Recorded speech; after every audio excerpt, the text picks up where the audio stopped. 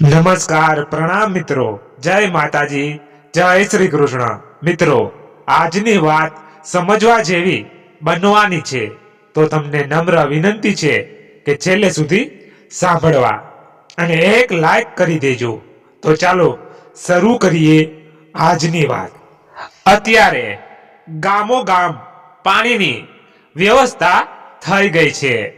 પાણીના નળ લગભગ ગામોમાં ઘરોઘર આવી ગયા છે અને હવે કુવા કે તળાવના પાણી પર આપણો વિસ્તાર નિર્ભર નથી.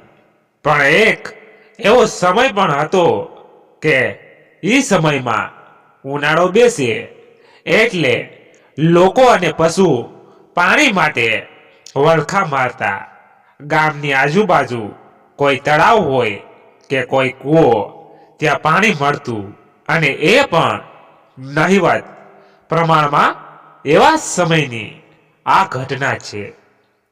સવારના પહોરમાં ગામની એક ભાગશાળી, અમારા બાજુમાં ગામડામાં ધનવાન લોકોને ભાગશાળી કહે, ઘરની દીકરી કમુ પાણી ભરવા માટે ગામથી થોડેક દૂર સીમાડે તળાવે પાણી ભરવા ગઈ. આમ તો ઉનાળો આવે અને જેઠ મહિનાનો તાપ એટલે ખરા બપોરે ધરતી માથે અનાજના દાણા મુઠ્ઠીભર નાખો તો ઘડીક બે ઘડીકમાં ધાણી થઈ જાય. આવો તાપ પડે. તળાવનું પાણી સુકાઈ ગયું હતું, પણ એમાં ગામના કોઈ દયાળુ અને પુણ્યશાળી માણસે કૂવો બંધાવ્યો હતો. એ કૂવામાં અમી જેવું પાણી રહે. એની બાજુમાં પશુના પાવા માટે ઓરડો પહેલા ગામડામાં આવી વ્યવસ્થા હતી, જે પશુને પાણી પાવા માટે કરવામાં આવતી બનાવેલો. ઈ કમુ સવારે સૌથી પહેલા કૂવે પાણી ભરવા આવી. આમ તો કૂવે ભીડ હોય, પણ આજે ગામને હાદ હતો. આખા ગામને નોતરું આપવું એને ગામડાની બોલીમાં સાદ કહેવાય. એટલે સહુ કોઈ જમવા ગયા હતા. કમુએ ભીડ ના જોઈ એટલે થયું, લાવને આજે તો બેવડું ઉજળું કરી લઉં. એમ વિચારીને બેડું ઉટકવા પહેલા ગામડાની ધૂળથી વાસણને ઘસીને ચમકદાર બનાવતા, જેને ઉટકવું કહેતા. બેઠી પણ પોતાના હાથમાં ચાંદીનો હાથ વાડલો. એ સમયમાં હાથનું એક પ્રાચીન ચાંદીનું ઘરેણું પહેરતા, જેને હાથ વાડલો કહેતા. ઘડી ઘડી એક ખેકડોને ઘસાતો હતો, એટલે કમુએ એને કાઢીને ઓવાડાની પાર પર મૂકીને હેલ્થને ઉજળી કરે છે. એવામાં બીજી પાણીયારી આવી. એને સાથે કમુ વાતે વળગી ગઈ. વાત્યુમાં એટલી તો મશગુલ થઈ ગઈ કે બેડા ભરીને હાથ વાડલો ત્યાં ભૂલીને નીકળી ગઈ. આણીકોરથી એક 18 વર્ષનો યુવાન નામ હમીર પોતાના બળદ પાવા માટે કૂવા સામે જતો હતો. એને પૂછી કે બેન કમુ, કૂવા માથે ગરદી તો નથી ને? દીકરીએ જવાબ વળ્યો, ના ભાઈ, હમીર સાવ રેઢો છે. કૂવોને એવડો બે અને ભરોભર છે અને બાજુમાંથી પસાર થઈ ગઈ. આ બાજુ હમીર બળદ પાવા માટે પહોંચ્યો. પોતાના બળદ પાઈને વળતો થયો. અડધે માર્ગે પહોંચ્યો હશે, ત્યાં પાછી ઈ કમુ હાફતી દોડી આવતી દેખાણી. એટલે યુવાને પૂછ્યું, કેમ બેન આમ દોડતી જાય છે? કમુએ હાફતા હાફતા પૂછ્યું કે કૂવા બાજુ અમારા પછી કોઈને જાતા તમે જોયું? હમીરે જવાબ આપ્યો કે ના, મને તમે હામાં મળ્યા પછી કોઈ ગયું નથી અને વળતો આવું છું હજુ સુધી કોઈ ગયું પણ નથી. દીકરીએ હાશકારો લીધો કે તો પછી કાંઈ વાંધો નહીં.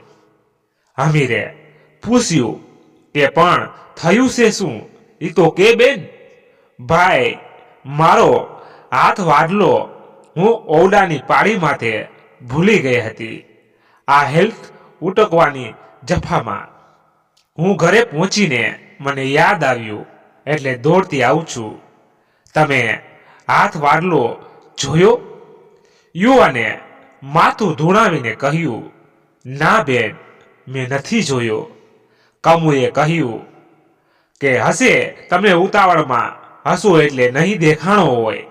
એમ કહીને કમુ બાજુમાંથી સડસડાટ કુવા બાજુ દોટ મૂકી.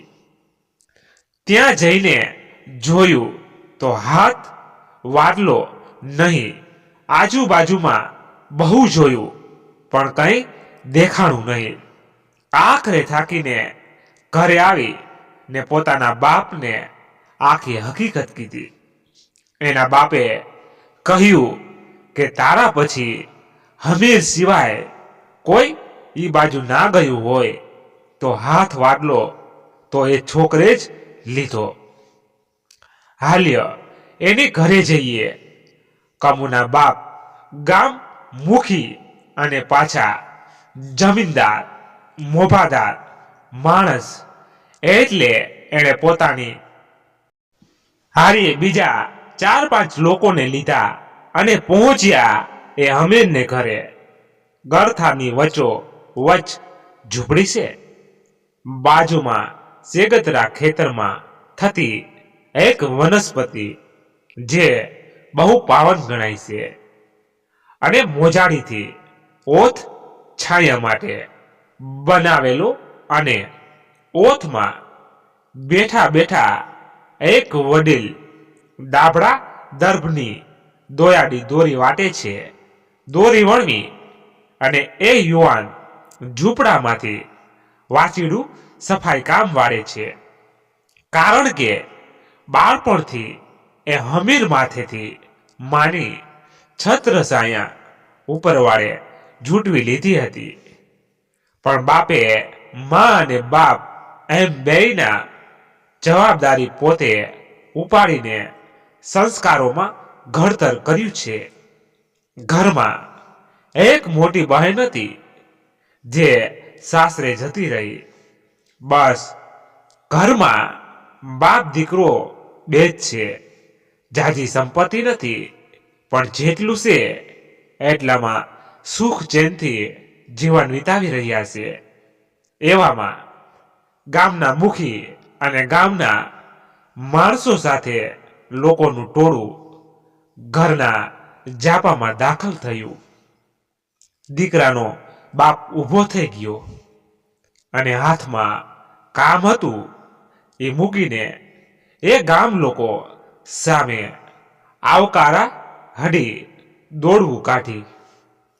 આવો આવો, ધન ઘડી ધન ભાગ મારા કે તમારા જેવા મોંઘરા માનવી આજ મારી ઝૂંપડીએ આવો બેસો એમ કહીને ઢોલિયા ખાટલા ઢાળ્યા. પોતાના દીકરાને કહ્યું કે બેટા ચા મૂક, મહેમાન છે.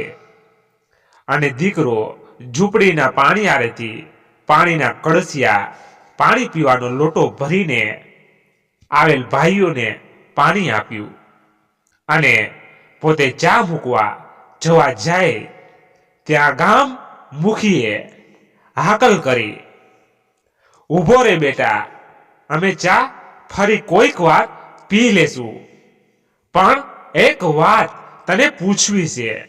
મારી દીકરી કમુનો હાથ વાડલો ક્યાં છે? દીકરાના બાપને કાંઈ સમજાતું નથી. કારણ કે આ ઘટનાથી અજાણ છે અને જુવાને પોતે પણ આ વાતને મન ઉપર લીધી નહોતી. એટલે જવાબ આપ્યો, મુખી કાકા, મને ખબર નથી ક્યાં છે?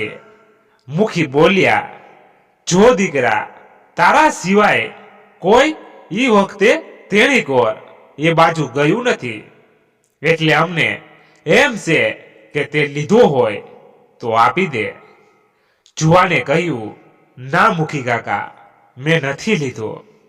અમીરના મા બાપા અડવગાયા થઈને પૂછ્યું કે બન્યું છે શું?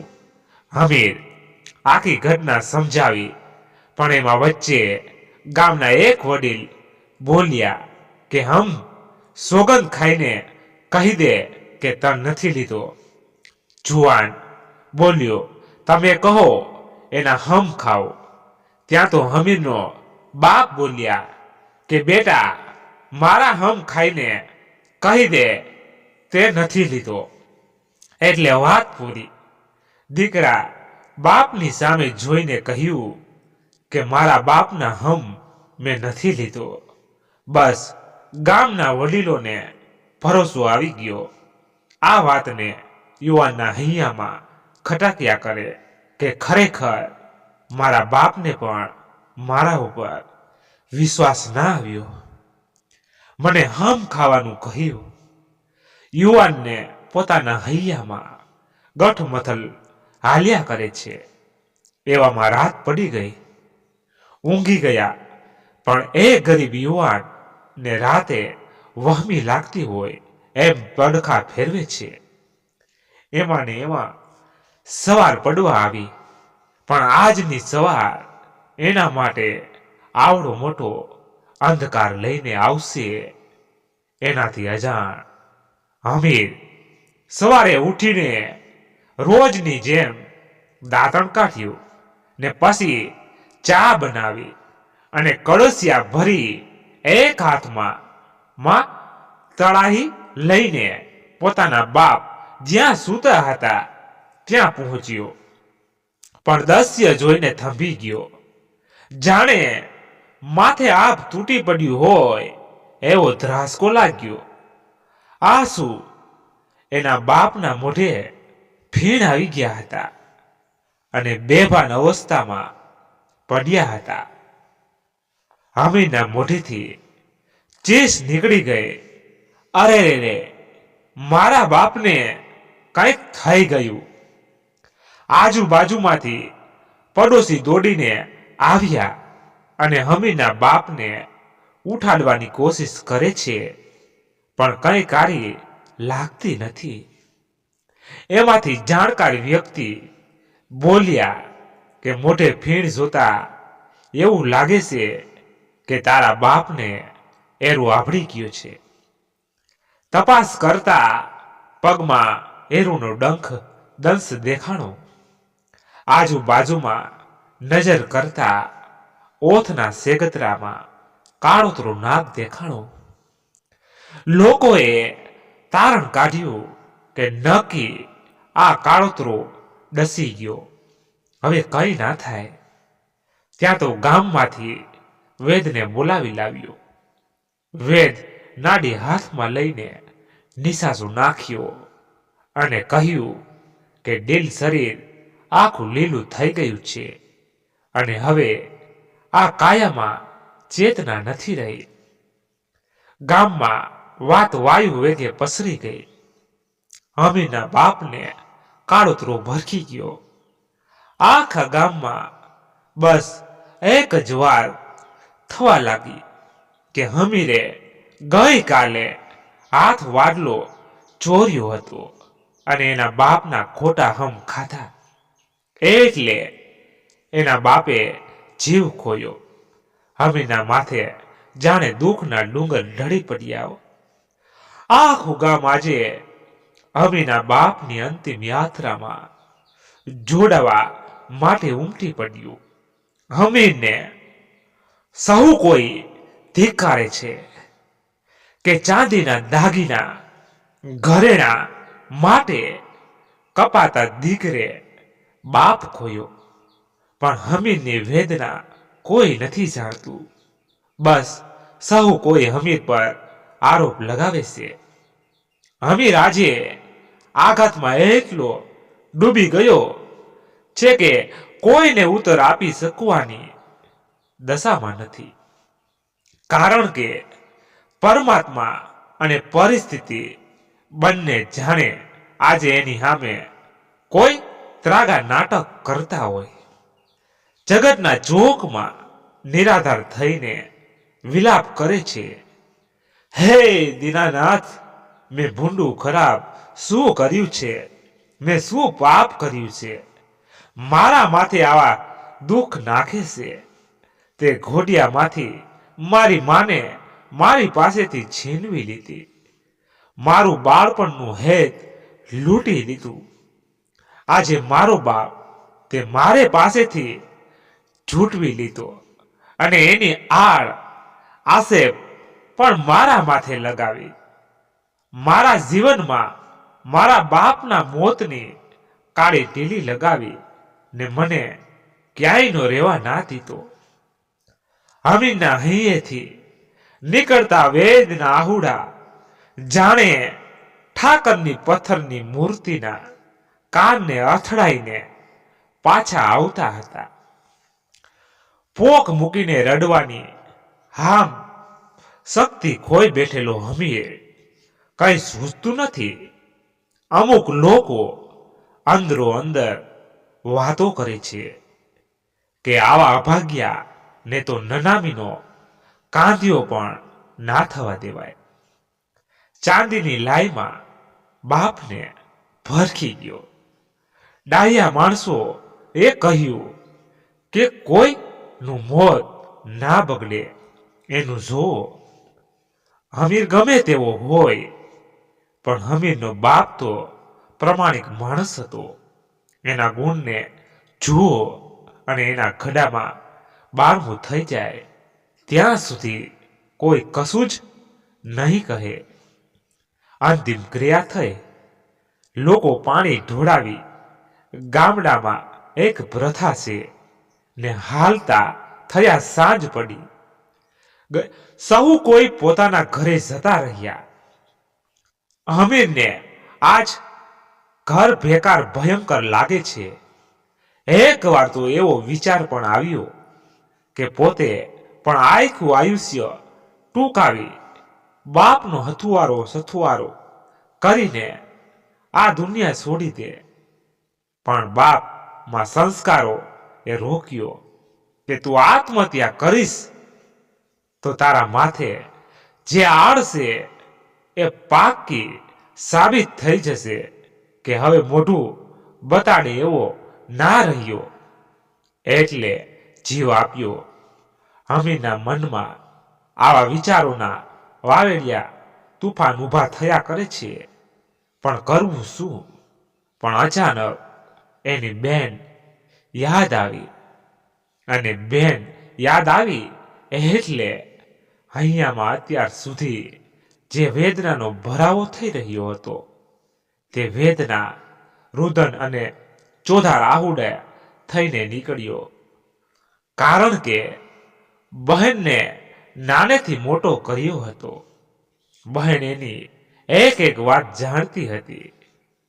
આજ મારી બેન અહીંયા હોત તો મારું ઉપરડાડું તરફદારી લેત અને જગતને એ જવાબ દે કે મારો ભાઈએ હાથ વાડલો નથી ચોર્યો. આમ કહેતો જાય ને એ જોતરવા ની જમીનનું એક માપ જે અંદાજિત 1 વીઘો ગરથાર રહેણાંક માટેની જગ્યા એકલો આહુડા પાડે છે.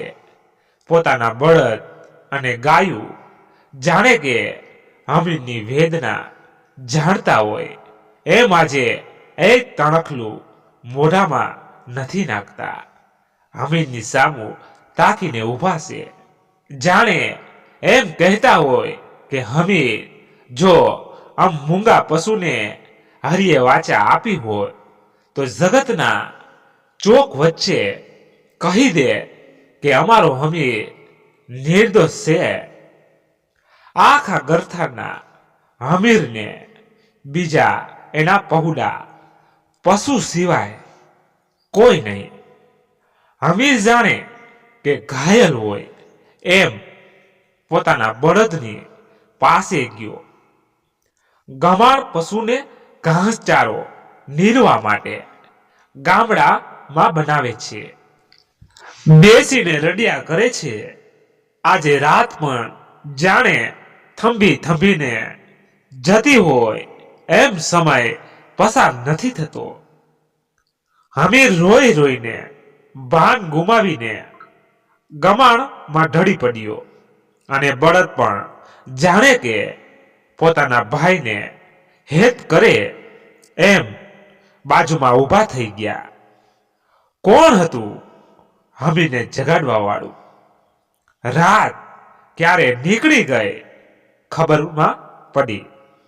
આ બાજુ સવારના પહોરમાં આખું ગામ હમીરની ચોગાનમાં ભેગું થયું છે અને હમીરને ગોતે શોધે છે.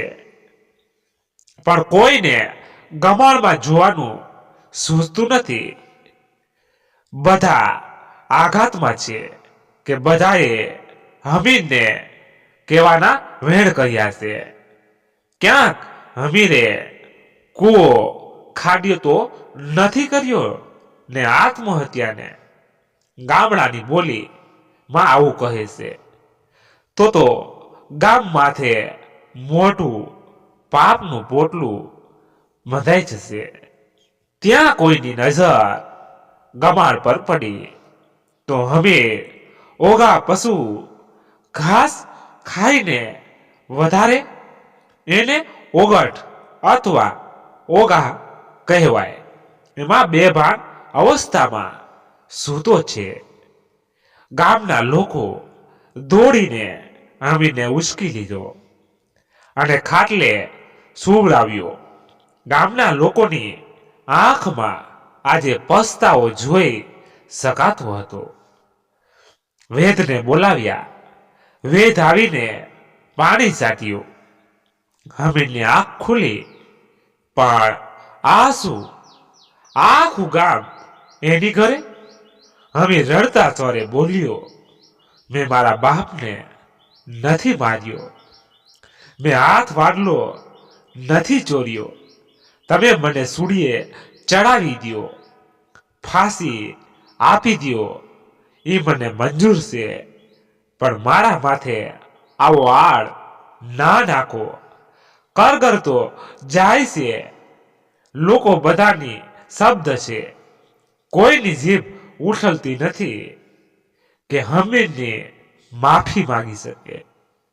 એમાંથી એક ભાઈએ કહ્યું કે હમીર, તું નિર્દોષ છે. આખું ગામ તારી માફી માંગવા આવ્યું છે. આખું ગામ જાણી ગયું છે કે તું ચોર નથી. હમીરને કઈ સમજાતું નથી કે આ સપનું તો નથી ને. ગઈકાલે જે ગામ મને ધિકારતું હતું એ આજ આવું બોલે છે. હવે લોકોને કઈ પૂછે કે લોકો કઈ જવાબ આપે. ત્યાં તો ગામના મુખી સામે આવ્યા. મુખી હમીરના પગમાં પડવા જાય ત્યાં તો હમીર ખાટલેથી ઊભો થઈ ગયો. અરે મુખી કાકા, આ શું પાપ કરાવો છો મારી પાસે? મુખીની આંખોમાં પસ્તાવોના આંસુડા છે. મુખી બોલ્યો, હું તારો અપરાધી છું. હમીર, મારા હાથ વડલાના લીધે તારી જિંદગીમાં આટલું દુઃખ આવી ગયું. અમને જો આ દેવદૂત જેવા ભલા માણસ ના મળ્યા હોત તો જીવનમાં કોઈ દી સુખી ના થાય. એવડા મોટા પાપના ભાગીદાર થઈ જાત. બીજી બાજુ ઘટના એવી ઘટી હતી કે જ્યારે હમીર બળદ પાવા ગયો એના પહેલા 5 ગાઉનો પલ્લો અંતર કાપીને એક વટે માર્ગું મુસાફર પાણી ભાડી જોઈને કુવા પર આવે છે. પોતે ખેડૂત છે, નામ વીરજી. પોતાની નાની બેન આ બાજુના ગામડામાં પરણાવી છે. એટલે એ પોતાની બહેનને ઝૂરામાં ગાય હકાવવા ગાય લઈને જવા નીકળે છે. ગામડામાં દીકરીને ગાય કે ભેંસની દાન આપે એને ઝૂરું હકાવ્યું કહેવાય. હજુ પણ અમારા વિસ્તારમાં આ પ્રથા જીવિત છે. ગાય તરસી થઈ હતી અને પોતાને પણ તરસ લાગી હતી, એટલે કુએ પાણી માટે આવ્યા હતા. ગાયને ઓરડા બાજુ લઈ જતા વીરજીની નજર હાથ વાડલા માથે ગઈ. વીરજીને થયું કોઈ ભૂલી ગયું લાગે છે, થોડી વાર અહીંયા વાટ જોવી છે. ગામમાંથી કોઈ સજ્જન માણસ આવે તો એને હાથો હાથ આપીને નીકળી જાઓ એમ વિચારીને પોતે હાથ વાડલો પોતાના અઢીવટા ઉત્તર ગુજરાત અને એમાં પણ ખાસ કરીને બનાસકાંઠાના પુરુષોનો પહેરવેશ ની ફાટીઓમાં ઘાલ્યો અને પોતે કુએ પાણી પીવા જાય ત્યાં બાજુના ઝાડવેથી ઓચિંતાના પંખી ઉડ્યા ને ગાય ભડકી. હાથમાંથી અસોડો પશુને બાંધવાનું દોરડું મેકાવીને ભાગી. પાછળ વીરજી ને આગળ ગાય દોડીએ દોડીએ જાય છે. વીરજી ગાયની ચિંતામાં હાથ વાડલો ભૂલાઈ ગયો. એક ગાવ આગળ સુધી ગાયે ભેટો થવા ના દીધો. માંડ માંડ કરીને ગાયનો અસોડો હાથમાં આવ્યો. એટલો બધો થાક લાગ્યો કે હવે પાછા આવવાની આમ રહી નહીં. એક ઝાડનો ટેકો લઈને વિસામો લીધો. પોતે મનોમન નક્કી કર્યું કે હવે વળતા એ ગામમાં જઈને ગામના કોઈ આગેવાનને હાથમાં દઈ ને આ જોખમની જવાબદારીમાંથી છૂટો થઈ જઈશ. આવું વિચારીને પોતાની બેનના ગામ બાજુ નીકળી ગયો. ગામનો સીમાડો આવ્યો એટલે પોતાની હારીએ લાવેલ કંકો સ્ત્રીઓને પહેરવાનું એક દેશી પ્રકારનું પોલકું, જેનું કાપડ જ્યારે ગાય કે ભેંસ બેન કે દીકરીને દાનમાં દેવા જાય ત્યારે શીંગડાથી નીચેના ભાગે બાંધીને જાય છે. ગાયની લલાટે બાંધ્યો. દી અથમવાની તૈયારીમાં છે. ગાયને દોરીને બેનની ડેલીએ પહોંચ્યો. પોતાના વીરાને ડેલીએ જોઈને બહેન દોડીને આવી. ઓવારણા લીધા. ગાય અને પોતાના ભાઈને કંકુ ચાંદલો કર્યો. પોતાના પિયરમાંથી પોતાના માટે આવતા પશુ માથે હંમેશા દીકરીને બહુ હેત હોય, કારણ કે અજાણ્યા ગામમાં કોઈ મારા પિયરનું છે એવું આશ્વાસન મળે. રાતે વાળું પાણી રાત્રિ ભોજન કરીને બેન ભાઈએ હારી અલગ મલકની વાતો કરી. બેનને થયું કે મારો ભાઈ આવડો મોટો પંથ કાપીને આવ્યો છે, એને આરામ કરવા દઉં. એટલે ભાઈને કહ્યું કે વીરા, તમે થાક્યા છો, સૂઈ જાઓ. બેનને એમ કે ભાઈ 2-4 દી રોકાશે. એમ માનીને સૌ સૂઈ ગયા. સવાર પડી દાંતણ પાણી કર્યા ત્યાં તો વીરજીને હાથ વાડલો યાદ આવ્યો અને પોતે ઝબક્યો. ઓહો, આ કોઈકનું જોખમ તો મારી પાસે છે. હવે વાત ના કરવી જોઈએ. નહીં, કોઈ ગરીબનું હશે તો એના માથે શું વીતતી હશે. આમ વિચારીને વીરજી આકુળ વ્યાકુળ થયા કરે છે. પણ પોતાની બેન ખૂબ હઠ કરે છે કે ભાઈ, તમે ઘણા સમયે આવ્યા છો, બેદી રોકાઈ જાઓ. બેનના આગ્રહ સામે વીરજી લાચાર છે. એટલે બેનને કીધું કે એક કામ કર, રોટલા હું ખાઈને જઈશ, પણ મને પછી ના રોકાતી. મારે વચ્ચે એક ગામમાં કામ છે. રોટલા ખાધા પછી ઉનાળાનો તાપ જોઈને બેને કીધું કે હવે એક કામ કરો, તડકો ગાડીને સાંજે ઠરવા ટાણે બપોર પછી વાતાવરણ થોડું ઠંડુ થાય એને ગામડામાં ઠરવું ટાણે કહે સતકામ નીકળજો કરજો. આમ બેન વીરજીને રોક્યા કરે છે. પણ સૂરજ આપથી થોડો દક્ષિણ દક્ષિણ કોર નમ્યો ત્યાં તો વીરજીએ બેનની રજા લીધી અને ઉતાવળે પગે હાલી નીકળ્યો એ ગામ બાજુ જ્યાં પોતાને હાથ વાડલો મળ્યો હતો. પંથ લાંબો હતો એટલે હાલતા હાલતા રાત પડી ગઈ. આજે ગામમાં પ્રવેશ કર્યો ત્યારે ગામ આખું સુમસામ હતું. મોડું થઈ ગયું હતું.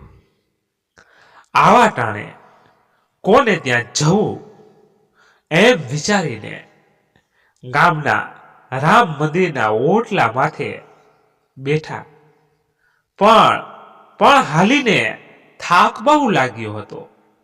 એટલે વીરજીને ક્યારે નિંદર આવી ગઈ. સવારના વહેલા પરોઢીએ પૂજારી પૂજા કરવા આવ્યા. ત્યાં વીરજી પર નજર ગઈ અને વીરજીને જગાડીને પૂછ્યું, પરદેશી લાગો છો, આ મંદિરના ઓટલે સૂઈ ગયા? ગામ કંઈક ખોરડા છે જે તમને આવકારો દે. વીરજીએ ચોખવટ કરી કે મને રાત્રે મોડું થયું હતું અને કોઈને ઈટાણે હેરાન ના કરવા એટલે હું અહીંયા સૂઈ ગયો હતો. મને ગામના કોઈ વડીલનું ઘર બતાવો, મારે કામ છે. પૂજારીએ ગામના મુખીના ઘરનો માર્ગ દેખાડ્યો. વીરજી મુખીના ઘરે જઈને આખી ઘટનાની વાત કરી અને હાથ વડલો મુખીના હાથમાં મૂક્યો અને કહ્યું કે 2 દિવસથી મને આ જોખમે કળ વળવા નથી દીધી. ત્યાં તો મુખીના પગ નીચેથી જમીન સરકી જતી હોય એવું લાગ્યું. મુખીના મોઢેથી શબ્દો નીકળ્યા, હાય હાય, મારા લીધે બહુ ભૂંડું થઈ ગયું. એમ કરીને સવારના પહોરમાં આખા ગામને બોલાવીને સત્ય હકીકત કહી અને કહ્યું કે હાથ વાડલાની ચોરી થઈ જ નથી. ખોટી ધારણાના લીધે એકને અને પવિત્ર મનકને રંજાડ્યો છે. મને કુદરત માફ નહીં કરે. આમ આખા ગામને લઈને મુખી ઘરે આવ્યા હતા.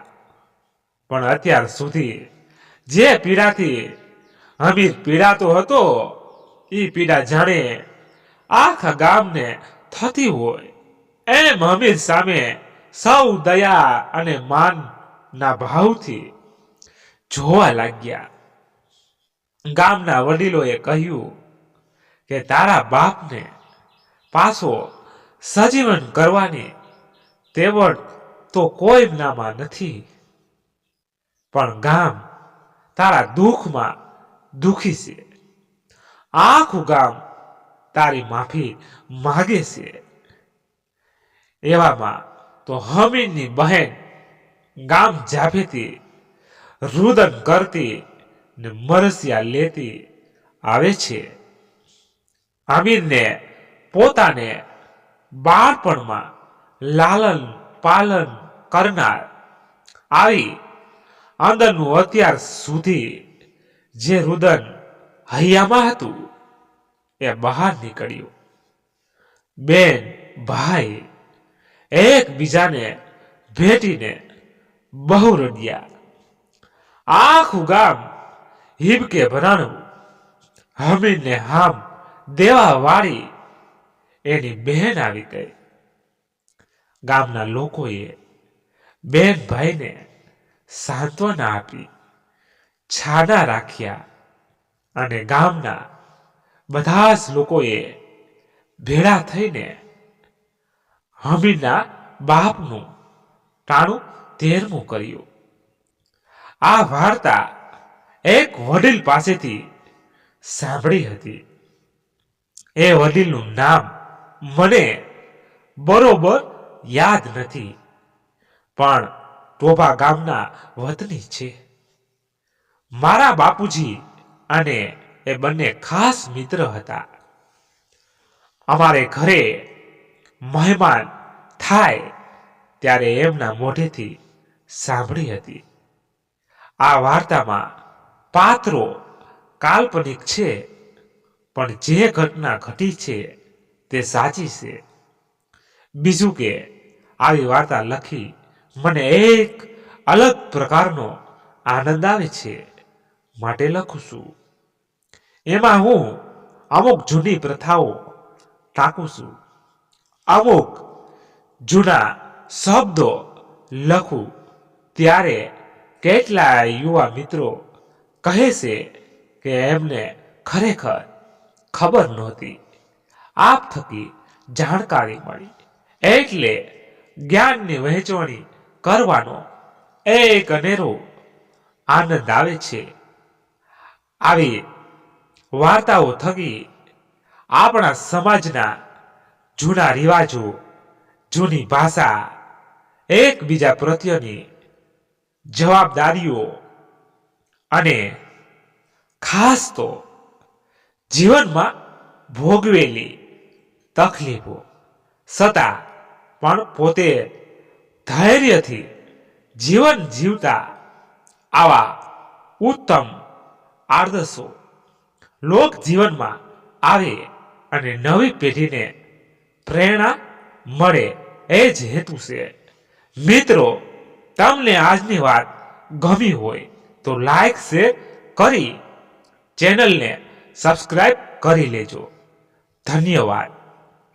તો મિત્રો, આજની વાતમાંથી હું રજા લઉં છું અને કાલે મળીએ એક નવી વાત સાથે. ત્યાં સુધી બધા મસ્ત રહો, તંદુરસ્ત રહો. જય માતાજી, જય દ્વારકાધીશ. હર હર મહાદેવ મહાદેવ મહાદેવ. જય શ્રી રામ, જય બજરંગ બલી.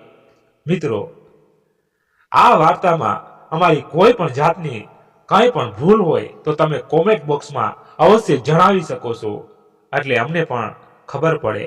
અને મિત્રો, તમારે આગળની વાત કેવી સાંભળવા માંગો છો તે પણ કોમેન્ટ કરી શકો છો.